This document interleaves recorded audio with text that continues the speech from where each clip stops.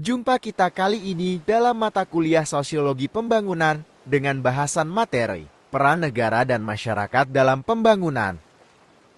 Sebelumnya perkenalkan saya, Dr. Lediawati, M. SOS, yang memoderator pembahasan kali ini. Masuk ke bahasan yang pertama adalah pendahuluan peran negara dan masyarakat dalam pembangunan saling melengkapi dan krusial untuk kesejahteraan bersama. Negara bertanggung jawab untuk merencanakan dan mengawasi pembangunan serta menyediakan infrastruktur dasar. Sementara itu, masyarakat berperan aktif melalui partisipasi dalam pengambilan keputusan dan pelaksanaan program.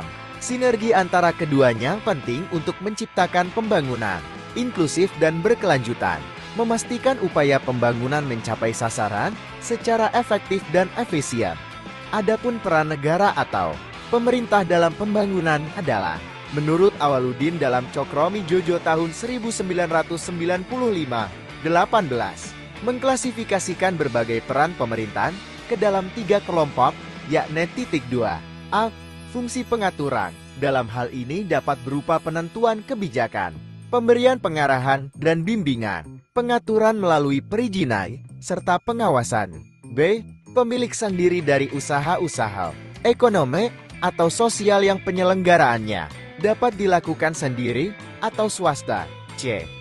Penyelenggaraan sendiri dari berbagai kegiatan ekonomi atau sosial.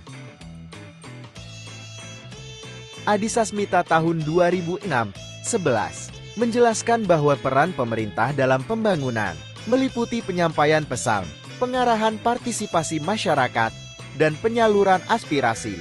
Peran pemimpin mencakup pelopor, inovator, fasilitator, stabilitator, dan mediator yang harus saling berkesinambungan dalam konteks pembangunan dari perencanaan hingga evaluasi. Sekarang masuk ke dalam peran masyarakat dalam pembangunan. Menurut Einstein tahun 1969, peran masyarakat adalah bagaimana masyarakat dapat terlibat dalam perubahan sosial yang memungkinkan mereka mendapatkan keuntungan dari kelompok yang berpengaruh. Sedangkan peran serta masyarakat dalam kegiatan pembangunan telah tercantum secara konstitusional dalam Peraturan Perundangan Harjo Sumantri 1986-27.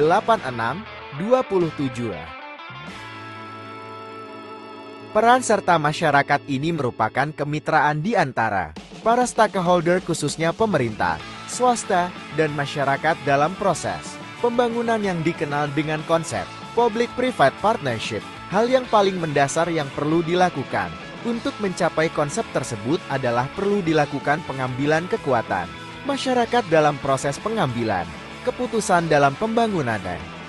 Setelah menyimak pembahasan barusan, maka dapat disimpulkan bahwa peran negara dan masyarakat dalam pembangunan sangat penting dan saling melengkapi.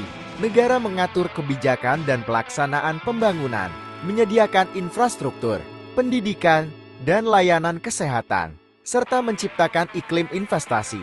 Masyarakat berpartisipasi aktif dengan menyampaikan aspirasi, ikut dalam pengambilan keputusan, dan menjaga hasil pembangunan. Kolaborasi antara negara dan masyarakat diperlukan untuk mencapai pembangunan yang berkelanjutan. Terima kasih.